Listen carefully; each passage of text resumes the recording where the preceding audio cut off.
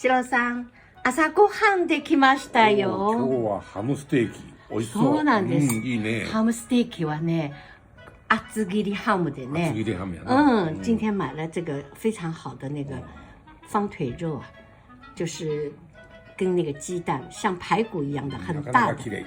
はい。就是用这个このタレでね、このタレでね、今日はタレの分量がね、写真を撮ったから。